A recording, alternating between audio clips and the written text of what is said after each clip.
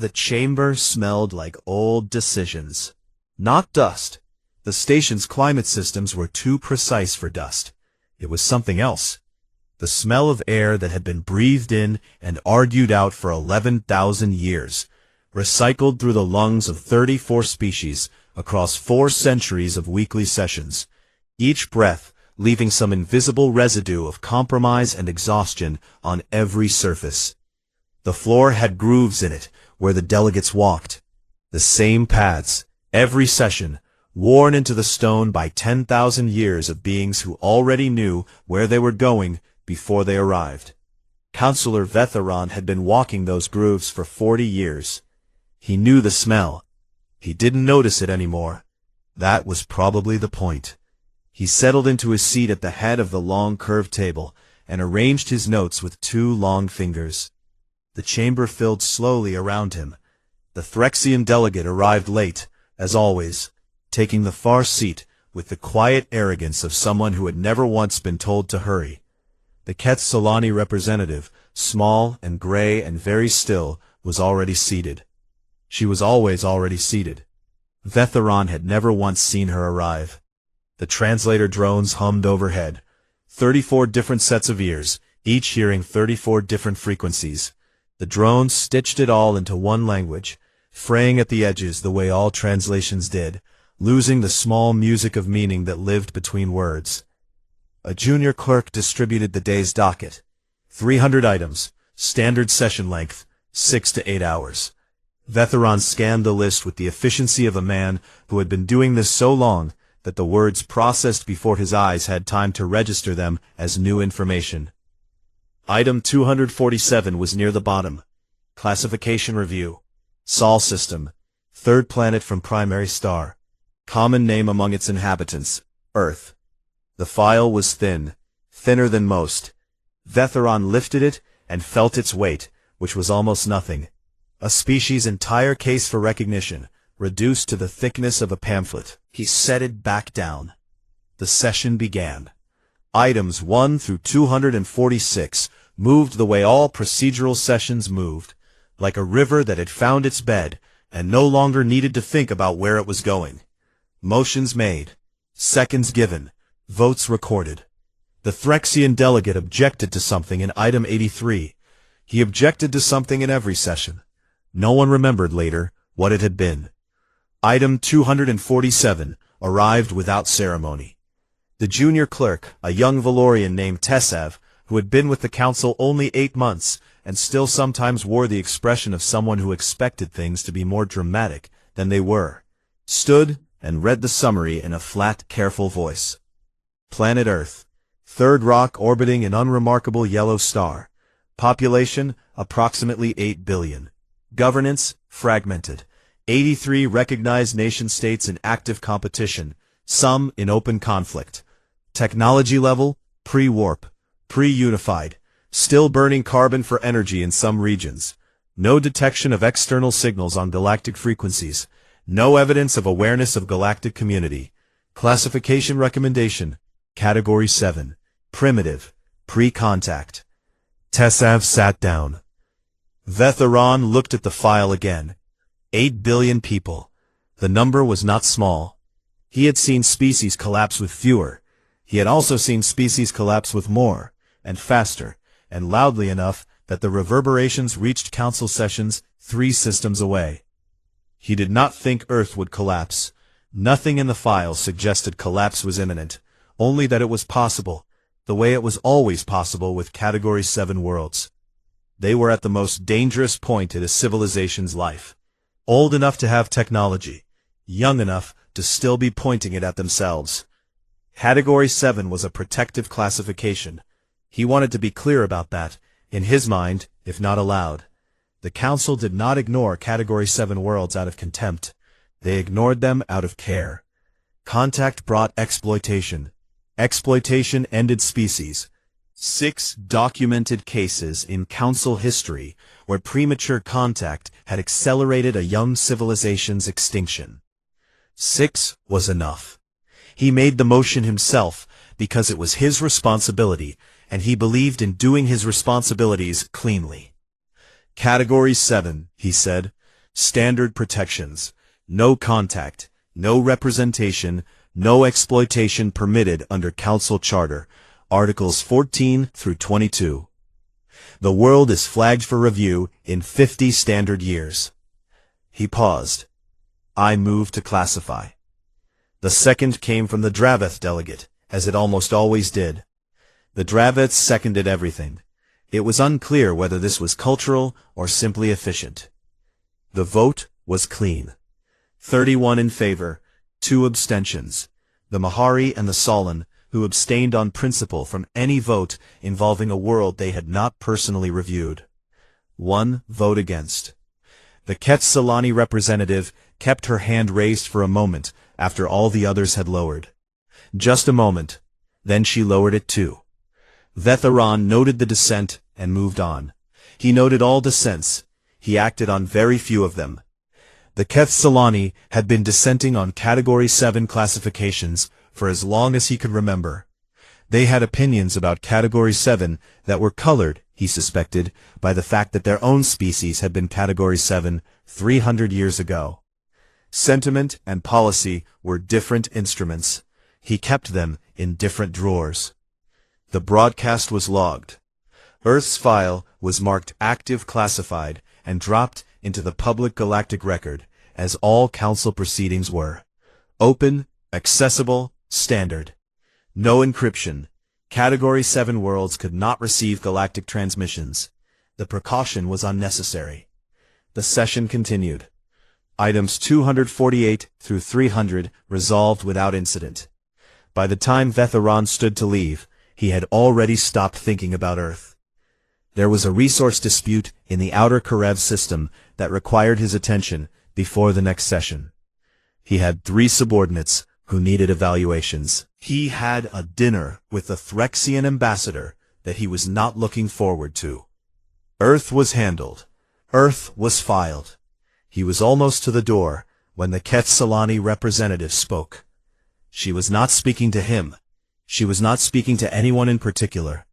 She was gathering her small gray coat from the back of her chair and speaking to the air in front of her, in the quiet voice of someone finishing a thought that had started a long time ago. They always say that, she said.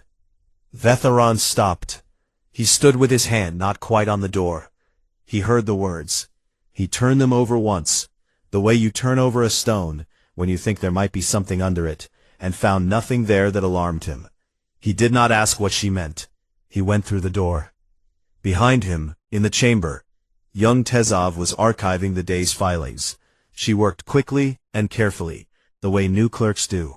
Aware that her accuracy was still being assessed, she logged Earth's file into the appropriate subfolder.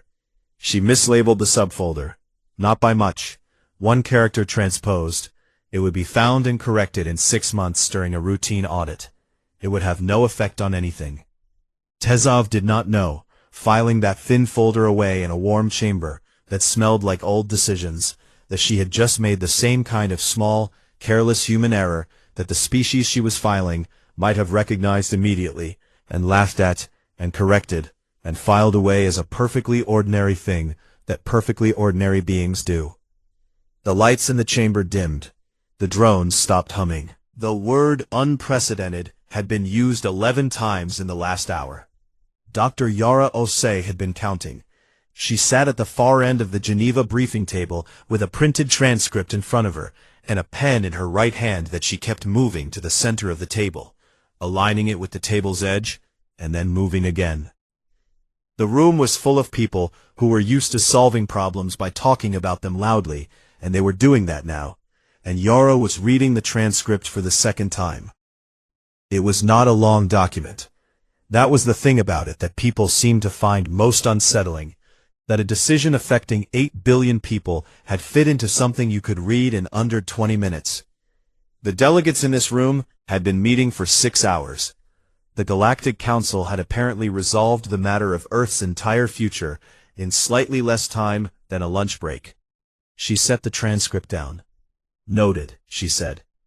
The man across the table, Deputy Secretary Halverson, Norwegian, very tall, very frightened in the way that people with large responsibilities become frightened, when those responsibilities exceed their preparation, stopped mid-sentence and looked at her. "That's your response?" "For now." The room was quiet for 3 seconds, which was a long time in a room full of people who were used to filling silence. Then, someone else started talking, and the noise came back like water into a hole. 14 months had passed since Dr. Priya Sundaram, who was supposed to be tracking near-Earth objects, and was supposed to not be spending government computing time on personal side projects, had run an anomalous signal through a decryption algorithm she'd built in her own time, on her own hardware, because she was bored, and the asteroid data was, in her words, not giving her anything interesting. 11 months had passed since she'd gotten something back. 1 month had passed since a very nervous team of linguists, cryptographers, and one extremely stressed xenobiologist had confirmed what she'd gotten back. One alien broadcast, logged in something called the Galactic Public Record, not intended for Earth, because as the Council's own document made very clear, Earth was not considered capable of receiving it. The transcript Yara had read twice was a word-for-word translation. Category 7, primitive, pre-contact, unprotected, no representation, review in 50 years. 50 years. Yara was 47. She did the math the way she always did when she encountered a number attached to a human life. Automatically, without thinking about it, the occupational habit of a woman who had spent 20 years studying what happened to people when institutions decided to wait. She had seen what waiting looked like in the record. She had read it, cataloged it, given lectures about it to graduate students, who sometimes cried and sometimes went very quiet instead, which she had learned to recognize as the more serious response. The assembly session wore on. The military option came up at hour 3, presented by Admiral Grace Chen, who had the posture of a woman who had been built rather than born, and the voice of someone who had long ago stopped bothering to sound less certain than she was. Her proposal was straightforward. 12 warships, retrofitted with warp-adjacent drives, reverse-engineered from wreckage recovered near Titan in 2047. Transit time to the Council's documented coordinates, approximately 4 months. No one in the room had known about the Titan drives except the military delegates, and the shock of that revelation ran visibly through the civilian side of the table, like a wave through still water. Earth was not as far behind as the Council's file suggested. The file was 4 years out of date, which, in the accelerated timeline of the past decade, was a long time to be wrong. Chen did not call her proposal a threat. She called it a response. The distinction seemed to matter to her. Yara listened to Chen's full presentation without interrupting. Then she said, "I have a different response." She had been thinking about it for 11 months. Not from the moment she'd seen the signal. She hadn't known what it was for 3 months. But from the moment she'd seen the translation. From the moment she'd read Category 7 primitive in cold bureaucratic text and felt something shift in her chest that was not fear and was not grief exactly, but was in the same family as both. She called her proposal testimony. She explained it in plain terms. One person, one ship, one submission to the public record that the Council had, apparently, left open. The right to speak existed, she argued, independent of classification. The Council's own charter said that the record was public, which meant it was accessible, which meant it could be added to. She was not sure this was legally correct under galactic law. She was sure that no one in the Council chamber would be able to immediately prove that it wasn't. The debate lasted 90 minutes. The military delegates wanted the fleet. The diplomatic delegates wanted to wait. The scientific delegates wanted more time to study the signal. Someone at the far end of the table said the word unprecedented again, and Yara aligned her pen with the table's edge one more time and kept her face still. The assembly voted. The fleet stayed docked. One representative's dissent was noted and filed. Chen's jaw was very tight as she recorded it, but she recorded it without speaking, and Yara noted, watching her, that it was the jaw of a person exercising restraint rather than the jaw of a person who had lost. There was a difference. The difference mattered. After the vote, a young aide appeared at Yara's shoulder with a tablet and a question. "Dr. Alsay, for the record, you have 3 doctorates, 2 honorary degrees, you've testified before 4 international bodies, you speak 6 languages. A pause. Why you? Why not a diplomat? Yara looked at him. He was young enough that the question was genuine rather than political. A diplomat negotiates for what their side wants, she said. I'm not negotiating. I'm submitting evidence. Evidence of what? Us. She picked up the transcript and put it in her bag. The council wrote our file. I'm going to go add to it. The aide looked at the table where she'd been sitting. The pen was still there, perfectly aligned with the edge. He didn't know why that was slightly unnerving. Yara left. In the car on the way back to her apartment, she opened the archive on her phone. The one she had been building for 11 months, working in the evenings after her university duties, eating cold rice at her desk and reading. The archive held documentation she had selected herself from 30 years of research. Wars and the treaties that ended them. Tribunals and the verdicts they produced. Atrocities and the memorials built to make sure they were not forgotten. 214 terabytes. The history of a species that had done terrible things to itself, and had kept track of every single one of them, and had kept going anyway. She plugged the hard drive into her laptop to run a final check on the file structure. Outside her window, Geneva was dark and ordinary, and full of people who had no idea what had just been decided on their behalf. She found that steadying, rather than frightening. That was probably worth noting. The alarms had been going for 4 minutes when Station Commander Vareth Saul finally got the image on her screen. One ship. Small. Very small. Roughly the size of a council shuttle, which would have been unremarkable except that it was shaped wrong, constructed from materials her scanner didn't have a catalog entry for, and had just dropped out of what could only be described as a warp-adjacent transit fold, approximately 40 kilometers inside the station's buffer zone. Buffer zones existed so that ships could be identified and cleared before getting close enough to matter. 40 kilometers was not outside the buffer zone. 40 kilometers was well inside it. 40 kilometers meant the ship had either miscalculated its exit point or had no idea what a buffer zone was, and neither option was comforting. Vareth Saul pulled up the origin coordinates. She looked at them.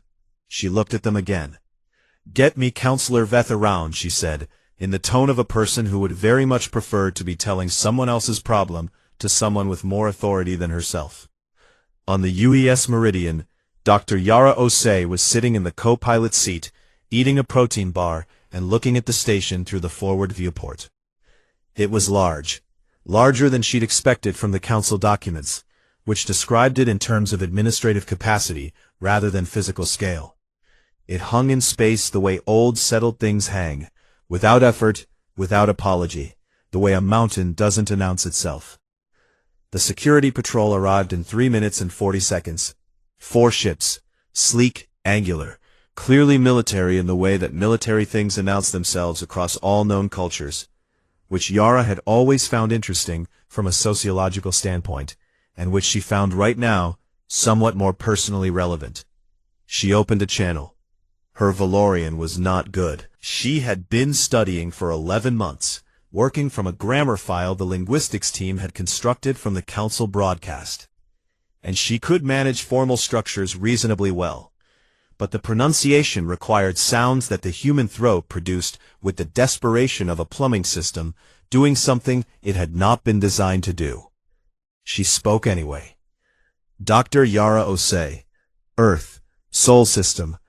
I have a submission for the public record. I understand you keep one.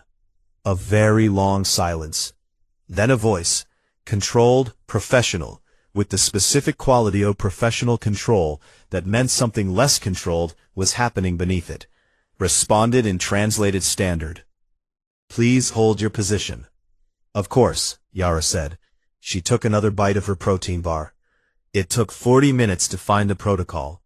Not because the protocol existed and needed locating, but because 3 separate council administrative staff had to confirm, independently, that no protocol existed that explicitly forbade an unregistered, unclassified, Category 7 vessel from docking at a council station and submitting material to the public record, and that therefore the existing Universal Docking Protocol which was broad and old, and had been written at a time when no one had considered it necessary to add exceptions, technically applied.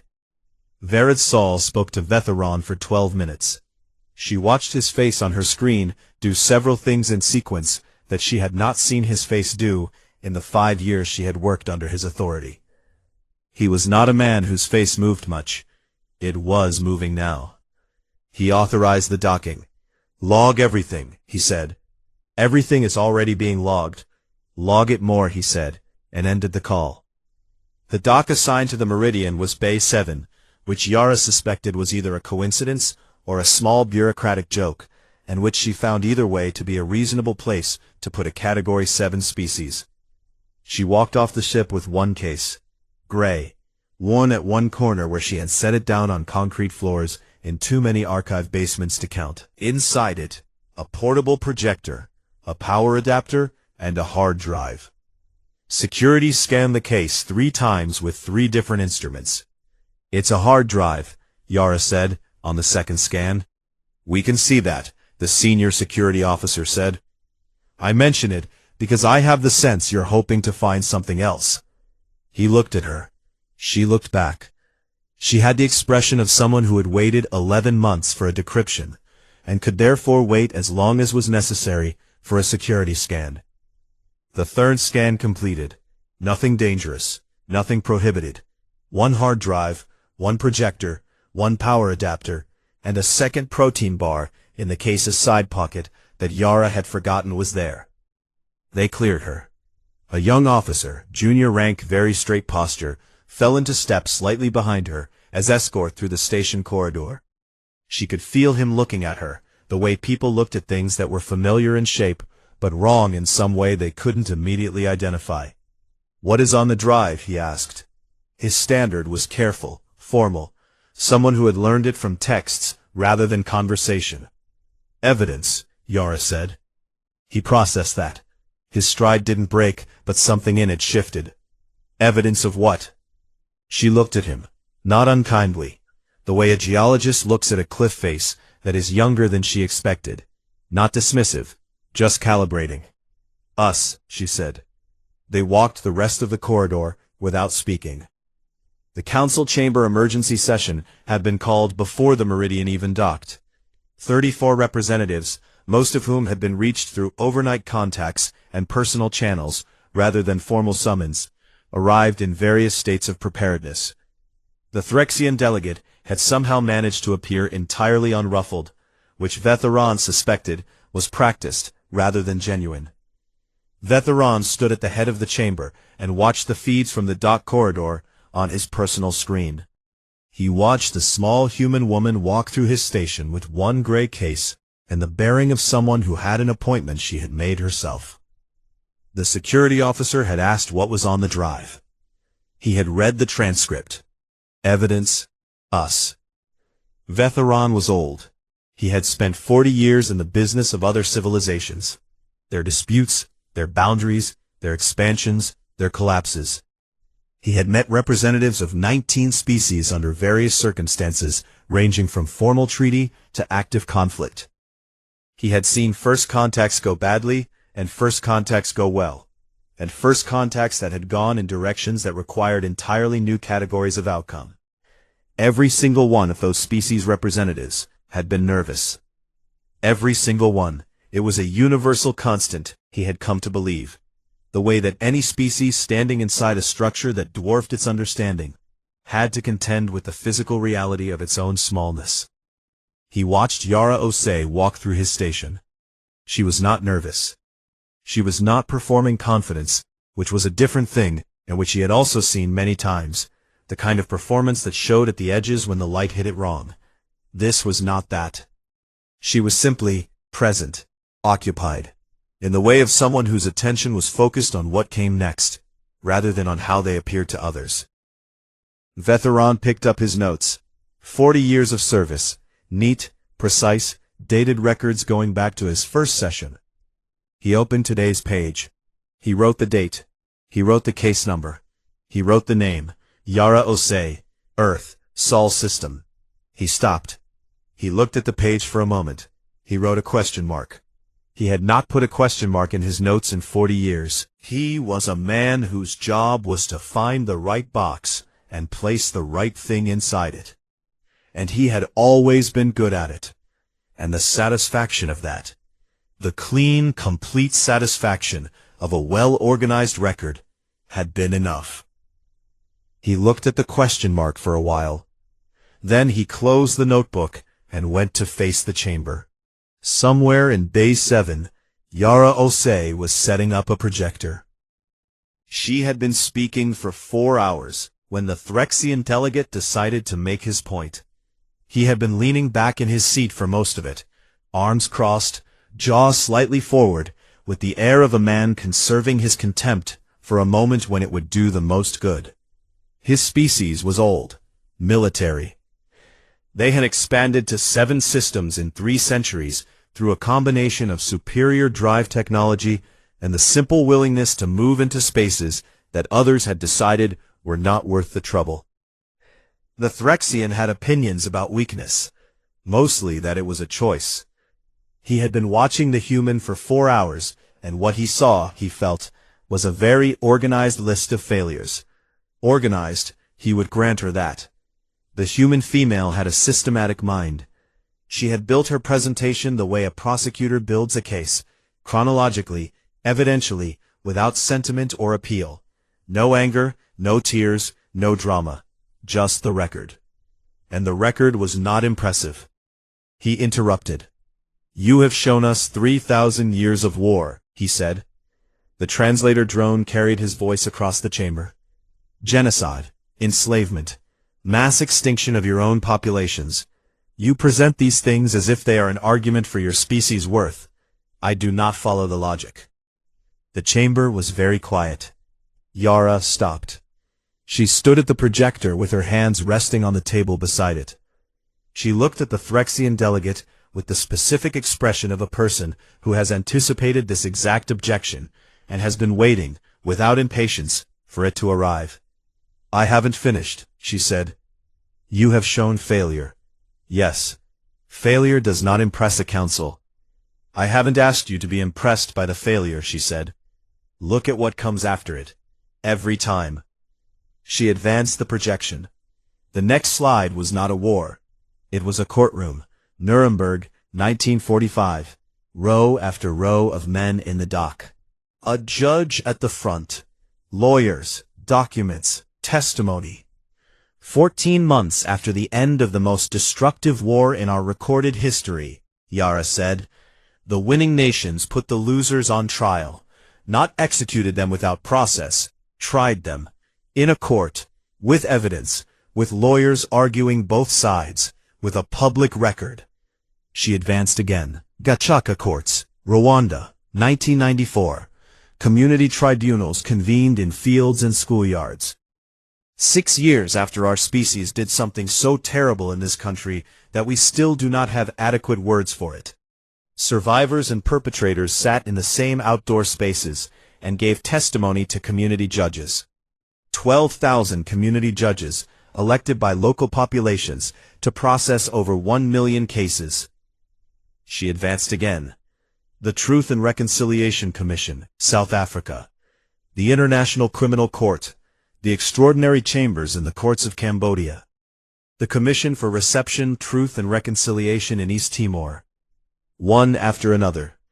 "Every atrocity I have shown you tonight," she said, was followed by a human institution whose sole purpose was to hold that atrocity in the record, permanently, with names, with evidence, so it could not be denied, minimized, or forgotten. She stopped advancing the slides. The chamber was still. "No other species in this chamber has done this," she said. "I have read the Council's public archive going back 4,000 years. I have looked for equivalent institutions. Accountability mechanisms that a civilization turned on itself voluntarily, without external compulsion, after its own crimes." She let that sit for a moment. "I didn't find any." The Threxian opened his mouth. She was already speaking. "You looked at our file and saw species that still fights itself. You are correct, we do still fight. But you read the file wrong." She picked up the projector remote. "You read the fighting, you did not read what we do after." She looked at the delegate directly. All 8 billion of us, and growing. And we wrote all of it down. Every crime, every failure, every mass atrocity. We built institutions to preserve it, study it, and prosecute it. She set the remote down. Show me another species in this chamber with a standing international court, whose purpose is to prosecute its own government officials for crimes committed against its own people. A court with no army, no enforcement power, whose authority rests entirely on the voluntary agreement of its member states to honor its verdicts. No one spoke. "I'll wait," she said. She said it without hostility. She said it the way she had said "noted" in Geneva, with the tone of a woman who was in no particular hurry, because she had already done the reading and knew how this part went. The silence in the chamber was the longest Vetheron had heard in 40 years of sessions. In the back of the room, very quietly, the Quetzalani representative was crying. She was not making any sound. Her head was slightly down. Several delegates near her noticed and looked away, which was a form of respect in their culture, and which was, in any culture, a recognition that what she was feeling was her own. No one asked her what was wrong. They could see what was wrong. She had voted no on the classification 14 months ago, for reasons she had never explained, and now the reasons were standing at the front of the room in a gray jacket, holding a projector remote, telling a story that the Quetzalani representative had been waiting 300 years for someone to tell. Yara continued. She spoke for 2 more hours. She walked them through the Geneva Conventions and their revisions. The Nuclear Non-Proliferation Treaty. This one earned a brief, unprofessional sound from the Threxian, something between a laugh and a cough, because the humans who had built nuclear weapons and then agreed not to use them were apparently funnier to Threxians than they were to anyone else. Yara noted this without comment and moved on. She ended on one image. It had been taken from a spacecraft. A photograph of Earth from approximately 6 billion kilometers away, captured by a probe that humans had launched in 1977, and which was at the time of the council session still traveling outward at roughly 17 kilometers per second, transmitting data home on a nuclear power source that had been running for nearly half a century. The probe had no weapons, no crew. It carried a golden record with greetings in 55 languages, music, and a map of how to find the species that had sent it. The image showed Earth as a pale blue dot, barely a pixel, suspended in a dark and impersonal universe. Yara said nothing about it for 30 seconds. 30 seconds was a long time in a chamber of 34 species. Every one of them looked at the dot. Category 7, Yara said. Primitive. That is the dot we came from. We launched that probe 48 years before you filed your classification. She looked at the image. We'd like to respond to your filing, if the record is still open. She turned off the projector. The chamber was dark except for the ambient running lights. Vetheron sat in his seat at the head of the table and looked at the space where the image had been. He had spent 40 years building a system for protecting young species from a universe that would use them poorly if they were introduced to it too soon. The system was good. The record supported its effectiveness. 6 documented cases where premature contact had ended species. Hundreds of Category 7 worlds currently protected under its provisions. The system worked. He sat with that thought for a long time. The system worked perfectly. It had kept Earth's voice out of the record for 14 months.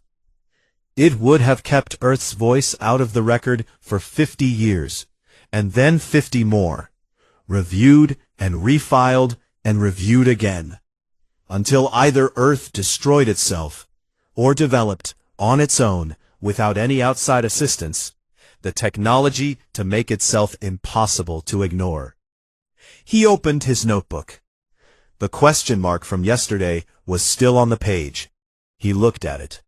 He looked at it for long enough that the young clerk beside him noticed and looked away. Below the question mark, he wrote one more line. He did not share it. He closed the notebook. He looked at Yara Osei, who was standing at the front of the dark chamber, with her hands resting on the table, and the projector off, and the testimony given, waiting with the patience of a woman who had already decided what she was going to do if the answer was no. He thought, she came here knowing we might say no. She came anyway. He thought, she brought evidence, not weapons, not a fleet, a hard drive. He had once asked himself what kind of species sent one person alone with a hard drive. He was beginning to understand the answer. The deliberation lasted 72 hours. Yara knew this because she counted them, not by watching the clock. She had learned early in her career that watching clocks in waiting rooms was a particular kind of suffering with no payoff at the end. But by the meals. 3 protein bars per day. 6 days. The nutrition was adequate, and the taste was somewhere between cardboard and the memory of cardboard, but the Meridian stores were limited, and she had not planned for a stay longer than 2 weeks, and eating was something to do with her hands. She read. She walked the length of the ship, which took 14 seconds per pass, and she read. She slept when the particular combination of protein and recycled air made it unavoidable, and then she woke up, and she read some more. Admiral Chen called every 12 hours. The calls were brief. Chen reported the status at home. The assembly was holding.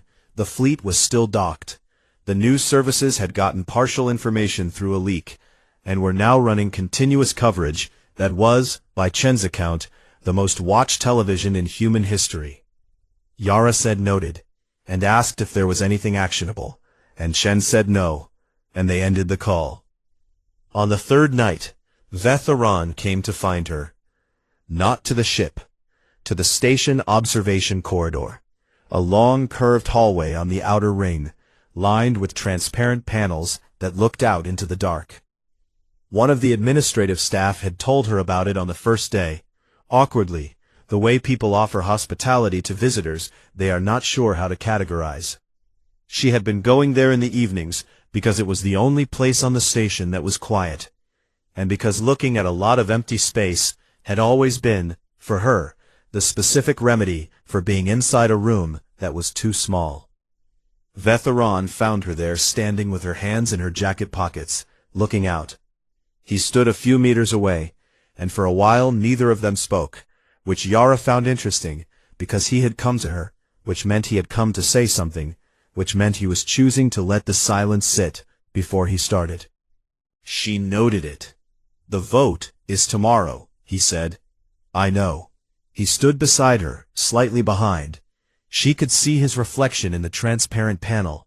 He was looking at the same dark she was looking at, and his face was doing the thing it had been doing since she arrived. The small, controlled motion of a person who was processing something through careful channels, rather than letting it surface directly. I want to ask you something, he said. Ask. Did you bring the testimony to change our verdict? She didn't answer for a moment. She was looking at a cluster of distant stars that she could not name from this position, in this system, with her limited knowledge of alien stellar cartography. And she was thinking that she had looked at this same dark from Earth, and had not been able to name most of those either, which did not seem in the end like the most important thing about looking. Or, Vetheran said, did you bring it to create a record in case we didn't? She turned to look at him. Yes, she said. He was quiet for a very long time, long enough that she looked back at the stars. Then he said slowly, like a man placing a stone down after carrying it a very long time, we designed the classification system to protect young species. 6 cases, I know the number. I know the number too, Yara said. I read your archive. Then you know why we do it. I know why you do it, and I know what it costs. She turned back to him. The thing you protect a species from, when you keep them classified, isn't just exploitation. It's also participation. It's the record. It's the right to say we were here. We are here. This is what we are. She looked at him steadily. You can make a very good case that silence protects. I've read that case. I understand the reasoning. She paused. It's still silence, she said. He nodded, slowly, and then he walked back down the corridor without another word, and Yara watched his reflection move away in the transparent panel and then disappear. And she stood for a while longer looking at the dark, which was very large and very old and completely indifferent to whether she stood here or not. She found that steadying too. The vote was called at the 9th hour of the morning session. Every seat was filled. Not the representative seats only. The observer galleries, which normally sat half empty at procedural sessions, held members of station staff and visiting delegates from passing vessels, and at least 3 individuals who, by their appearance, had no business being in the building at all, and appeared to have gotten in through some combination of confidence and poor access management. Yara sat in the chair she had been given at the edge of the chamber floor, with the empty projector table in front of her, and the gray case on the floor by her foot. She kept one hand resting on the corner of the case. The Kethsalani representative stood to make the first motion. She was a small gray woman who had been quiet for the entire session, and who now spoke with the precision of someone who had prepared their words very carefully and was going to deliver them very exactly, regardless of what the room did around her. The motion was this: that Earth, Sol System, Planet 3, be removed from the standard classification scale entirely. Not refiled as Category 3, Category 4, or any intermediate designation. Removed from the standard scale. A new category. Category 0. Witness species. The chamber received this in the way that chambers receive genuinely unprecedented things, with a silence that was different from ordinary silence, heavier, with more weight distributed through it. Category 0 had no precedent. The Kethsalani representative acknowledged this plainly. It granted Earth no military protection, no economic rights, no territorial designation. It granted Earth 3 things: permanent standing in the public record, the right to be heard at council sessions as a non-voting observer, and the formal classification of Earth's testimony archive as protected council documentation to be preserved in perpetuity. The right to speak, the right to be heard, the right to say, "We were here." The Threxian delegate objected. He stated his objection clearly and without apparent rancor, which was unusual for him. He said that creating new categories for individual species was a structural problem that would generate precedent issues for centuries. He was not wrong about this. Vetheron's notes recorded that he was not wrong about this. 3 other delegates raised procedural concerns. They were discussed. Modified language was proposed and accepted. The motion was revised twice. The vote was called. 33 in favor. 1 dissent. Vetheron's hand was raised. In favor. Yara walked back to the Meridian alone. The station staff had cleared the corridor, but a few people stood in doorways. She noticed them the way she noticed most things, directly, without making an event of it. Some of them looked at her with the expression she was familiar with from Geneva, from the assembly, from every room she had ever been the wrong kind of person in. The expression of recalibration, of a category that had just shifted. She walked past them, and through the bay door, and up the Meridian's ramp, and into the familiar smell of recycled air and protein bars, and the low electrical hum of a ship that had been running on minimal power for 3 days. She sat down in the co-pilot's seat. She opened the comm. Chen picked up in 3 seconds, which meant she had been waiting at the terminal. "So we're not Category 7 anymore," Chen said. "No," Yara said. "What the hell is Category 0? Yara looked out the viewport. The bay doors were opening. The Meridian's engines came up slowly. A low vibration through the floor. "Unclassifiable," she said, "were the first thing in 11,000 years they didn't have a box for. A beat." Said Chen. The Admiral's chair creaked. It was the sound of a woman who had been leaning forward for 3 days, sitting back. That was all. The Meridian undocked cleanly, and moved through the bay doors and into the open, where the dark was the same dark it always was, large and old and entirely indifferent. except that somewhere in a council archive, it was now the home address of a witness species, permanently, on the record, in perpetuity. Yara pulled the drive out of the case and held it for a moment. Slightly worn from 3 days of close quarters. Worn casing, 214 terabytes. She put it back. Behind her, in the station's now empty chamber, Vetheron sat alone. The pale blue dot was still on the wall. Yara had not turned off the projection. Whether she had forgotten or intended it was a question he spent some time with, before concluding that with this particular human, it was probably the same thing. He looked at it for a long while. He was trying to understand how a dot that small had produced a species that had done the things in the archive. All the terrible things, all the worse than terrible things that had no good words even in his language, which was 11,000 years older than hers, and kept going, and written it down, and sent one woman with a hard drive to make sure the record was complete. He turned off the projection. He opened a new document. He was not sure what he was writing yet. He thought it might be a proposal, a new framework for Category 7 engagement. A case for what the Keth Solani representative had been saying, quietly, for 300 years, in votes rather than speeches. He thought it might be something else. He wasn't sure. He only knew that his notebook had a question mark in it, and below the question mark a second line, and the second line said something that he was still deciding whether to say aloud. It said, "They are the only species I have ever encountered that looked at the worst of themselves and chose to remember it." He started writing. Outside, the meridian entered warp. In 11,000 years of recorded galactic history, no Category 7 world had ever spoken for itself. The record had been updated back.